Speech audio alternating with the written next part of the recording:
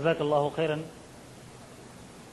ہمارے اگلے جو مقرر ہیں وہ ہیں جلال الدین عمری صاحب. آپ کا تعلق صوبہ تمل ناڈو سے ہے. آپ نے جنوب ہند کی معروف و مشہور علمی دانشگاہ جامعہ دارالسلام عمر آباد سے فضیلت کی ڈگری لی ہے. اس کے بعد علی گڑھ مسلم یونیورسٹی سے ایم اے کیا ہے. تقریباً 60 سالوں سے آپ جماعت اسلامی سے منسلک ہیں. اس وقت آپ جامعۃ الفلاح کے شیخ الجامعہ اور جماعت اسلامی ہند کے امیر ہیں اور 50 سے زائد کتابوں کے آپ مؤلف و مترجم ہیں. مولانا جلال الدین عمری صاحب.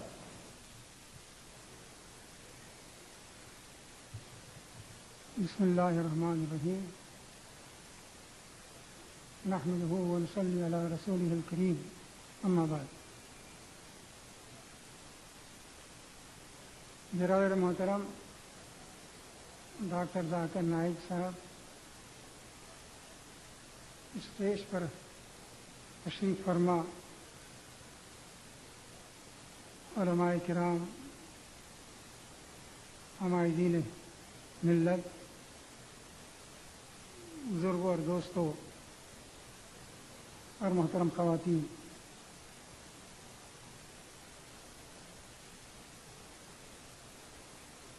اس وقت دنیا کو جس چیز کی تلاش ہے یا دنیا جس چیز کی پیاسی ہے وہ ہے امن اور انصاف. پوری دنیا پر ایک نظر ڈالیے، آپ محسوس کریں گے کہ اس دنیا میں یا تو جنگ ہو رہی ہے یا جنگ کی تیاری ہو رہی ہے. انسان امن اور چین کی زندگی گزار نہیں رہا ہے. قومیں اس اندیشے کے ساتھ زندگی گزار رہی ہیں کہ نہیں معلوم کس وقت یہاں کوئی تبدیلی آ جائے اور امن و سکون غارت ہو جائے،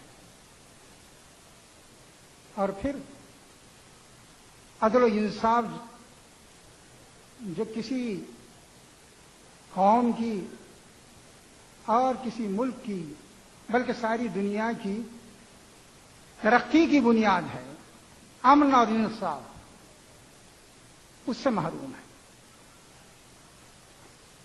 میرے دوستوں اور ساتھیوں، نہ صرف محروم ہے بلکہ ٹریجڈی ہے کہ جو دین امن اور عدل و انصاف فراہم کر سکتا ہے اس سے دوری پیدا کی جا رہی ہے. اس کے بارے میں کہا جا رہا ہے کہ یہ امن کا دشمن ہے، عدل و انصاف اس کے ذریعے قائم نہیں ہو سکتا، یہ دہشت گرد انسان پیدا کرتا ہے، یہ دوسروں کو برداشت کرنے کے لیے آمادہ نہیں ہے. یہ کیوں؟ اس کی وجہ یہ ہے کہ دنیا یہ محسوس کر رہی ہے کہ اس کی وہ جن مصیبتوں میں گرفتار ہے اس سے نجات پانے کی راہ صرف اسلام میں ہے، لیکن اسلام کی برتری وہ تسلیم کرنے کے لیے آمادہ نہیں ہے. میرے بزرگ اور دوستو، قرآن آیا تو اس پیغام کے ساتھ آیا، ان اللہ یأمر بالعدل والاحسان. لوگوں یاد رکھو، اللہ تعالی حکم دیتا ہے عدل کا اور احسان کا. عدل کے معنی ہے برابر تقسیم کرنا، انصاف اسے کہتے ہیں، جس کا جو حصہ ہے وہ ملے. عدل برابری کو کہا جاتا ہے کہ میرا جو حصہ ہے مجھے ملے، آپ کا جو حصہ ہے آپ کو ملے. قرآن کہتا ہے کہ عدل ہو، اس کا تمہیں حکم دیا جا رہا ہے، اور اس بات کا حکم دیا جا رہا ہے لوگوں کے ساتھ ظلم و زیادتی کا رویہ نہ اختیار کرو، بلکہ حسن سلوک کرو۔ حسن سلوک میں یہ بات بھی شامل ہے کہ آدمی کو اس کا حق دیا جائے، اور یہ بھی شامل ہے کہ بغیر حق کے دیا جائے، اور یہ بھی شامل ہے کہ حق سے زیادہ دیا جائے۔ ہے کہیں یہ تصور؟ قرآن کہتا ہے بے شک یاد رکھو اللہ نے حکم دیا ہے عدل کا، جس کا جو حصہ ہے وہ اسے ملنا چاہیے، اور احسان کا۔ احسان میں یہ بات بھی شامل ہے کہ کسی کا حق نہ ہو آپ اس کے ساتھ بہتر سلوک کریں، کسی کا حق ہو وہ حق دیں، اور کسی کو اس کے حق سے زیادہ دیں۔ ماں باپ کے ساتھ قانونی حق دینے کی بات نہیں کی گئی ہے، بلکہ کہا گیا کہ ان کے ساتھ احسان کرو۔ ان کا مقام تو اس سے بہت بلند ہے کہ ان کا قانونی حق دیا جائے، کہ کہا جائے کہ 2 وقت کی روٹی کھا لو، سال میں 2 جوڑے کپڑے لے لو۔ یہ ان کا قانونی حق ہے، وہ کورٹ سے حاصل کر سکتے ہیں، لیکن تمہیں حکم یہ دیا جا رہا ہے کہ بوڑھے والدین کے ساتھ احسان کرو، قانون سے اوپر اٹھ کے معاملہ کرو۔ قرآن کہتا ہے اسی عدل و انصاف پر یہ دنیا قائم ہے، اور اگر عدل نہ ہوتا، یہاں پلڑا جھکا ہوا ہوتا، اس دنیا کے اندر یہ توازن نہ ہوتا، یہ بیلنس نہ ہوتا۔ قرآن نے جگہ جگہ بتایا ہے وَأَقِيمُوا الْوَزْنَ بِالْقِسْطِ، تولو تو انصاف کے ساتھ تولو، وَلَا تُخْسِرُوا الْمِيزَانَ، اور دینے لینے میں کمی نہ کرو، میزان ٹھیک رہے۔ میزان عدل کی علامت ہے۔ میزان کے ایک تو معنی ترازو کے آپ کرتے ہیں، وہ بھی ہے، لیکن علامت ہے وہ انصاف کی، کہ کسی کا حق مارا نہیں جا رہا ہے، دینے والا ٹھیک ٹھیک دے رہا ہے، لینے والا اپنے حق سے کم نہیں لے رہا ہے۔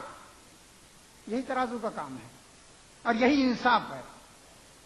تو کہا وَأَقِيمُوا الْوَزْنَ بِالْقِسْطِ وَلَا تُخْسِرُوا الْمِيزَانَ وَالْأَرْضَ مَدَدْنَاهَا، فرمایا کہ دیکھو یہ دنیا کیا ہے، اس دنیا میں کیا ہے، وَالْأَرْضَ وَضَعَهَا لِلْأَنَامِ فِيهَا فَاكِهَةٌ وَالنَّخْلُ ذَاتُ الْأَكْمَامِ۔ یہ جو دنیا ہے اس کے اندر بھی عدل و انصاف اللہ تعالیٰ نے رکھا ہے۔ یہ عدل و انصاف اسلام کی علامت ہے، یہ پہچان ہے، اور اسی سے دنیا میں امن و امان قائم ہو سکتا ہے۔ میرے بزرگوں اور دوستوں، کبھی کبھی یہ بات کی جاتی ہے کہ اسلام جہاد کی تعلیم دیتا ہے، اور جہاد کے معنی یہ سمجھے جاتے ہیں کہ ظلم و زیادتی ہو اور انسانوں کا ناحق خون بہایا جائے۔ قرآن کہتا ہے جہاد اس کے لیے نہیں ہوتا۔ جہاد ہے، لیکن جہاد اس مقصد سے لیے نہیں ہوتا۔ جہاد اس لیے ہوتا ہے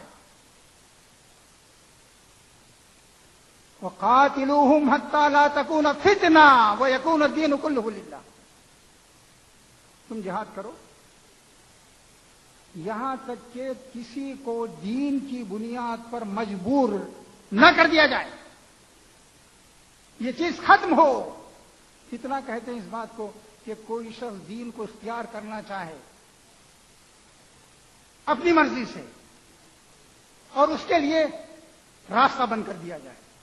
قرآن کہتا ہے انسان فطرتاً آزاد پیدا ہوا ہے، کوئی اسے غلام نہیں بنا سکتا۔ جہاں یہ ہو تم جہاد کرو۔ انسان کو حق ہے وہ جو راستہ چاہے اختیار کرے، اور اسے اس بنیاد پر آزمائش میں ڈالنا، امتحان میں ڈالنا، اسے روکنا، اسے عذاب دینا، سزا دینا، یہ ناجائز ہے۔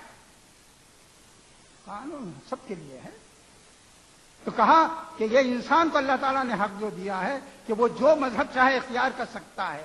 اگر وہ اسلام کا راستہ اختیار کرنا چاہتا ہے تو اسے اس کا حق ہونا چاہیے. یہ پرسیکیوشن جب تک ہے تمہیں جہاد کرنا چاہیے. اور کہا دنیا میں جتنے رسول آئے سب نے اسی جہاد کا حکم دیا. لقد ارسلنا رسلنا بالبينات وانزلنا معهم الكتاب والميزان ليقوم الناس بالقسط. ہم نے رسولوں کو بھیجا. لقد ارسلنا رسلنا بالبينات. رسول آئے دلائل کے ساتھ آئے, بے دلیل باتیں نہیں کی انہوں نے. وانزلنا معهم الكتاب. ان پر اللہ نے کتاب نازل کی. کتاب کے معنی ہے قانون دیا اور اس پر عمل کا راستہ میزان کی شکل میں دکھایا. لیقوم الناس بالقسط. یہ اس لیے ہوا تاکہ لوگوں میں انصاف قائم ہو جائے, لوگ انصاف پر قائم رہیں. پھر فرمایا وانزلنا الحدید. ہم نے لوہا بھی اتارا ہے. فیہ باس شدید. اس میں جنگ کرنے کی طاقت ہے, جنگ کرنے کی زبردست طاقت ہے. آج بھی لوہے کے اندر طاقت ہے. آپ کی جتنی چیزیں جنگ کے سامان تیار ہوتے ہیں لوہے سے تیار ہوتے ہیں. وانزلنا الحدید فیہ باس شدید ومنافع للناس. اور لوگوں کے لیے اس میں فائدہ ہے. وَلِيَعْلَمَ اللَّهُ مَن يَنصُرُهُ وَرُسُلُهُ بِالْغَيْبِ. اللہ کے رسول اس انصاف کے قائم کرنے کے لیے آئے ہیں اور وہ اس کے لیے طاقت بھی انصاف استعمال کر رہے ہیں. اللہ یہ دیکھنا چاہتا ہے کہ کون ان کا ساتھ دیتا ہے. معلوم ہوا کس لیے ہے جہاد. جس جہاد کا نام دہشت گردی رکھا گیا ہے وہ یہ جہاد ہے. میرے دوستوں اور ساتھیوں, ایک افسوس تو یہ ہے کہ دنیا امن و امان سے محروم ہے, عدل و انصاف سے محروم ہے. اس سے بڑا افسوس یہ ہے کہ جو دین عدل و انصاف کی راہ دکھا سکتا تھا اور دکھا سکتا ہے اس سے دوری پیدا کی جا رہی ہے. اس کے لیے جو کوششیں ہو رہی ہیں قابل قدر ہیں, مبارکباد کے قابل ہیں. میں ڈاکٹر ذاکر نائک کو اور ان کے ساتھیوں کو مبارکباد دیتا ہوں کہ انہوں نے اس مقصد کے لیے یہ کانفرنس منعقد کی. اللہ تعالیٰ سے دعا ہے کہ جو کوششیں اس سلسلے میں ہو رہی ہیں وہ سب کامیاب ہوں. واخر دعوانا الحمدللہ.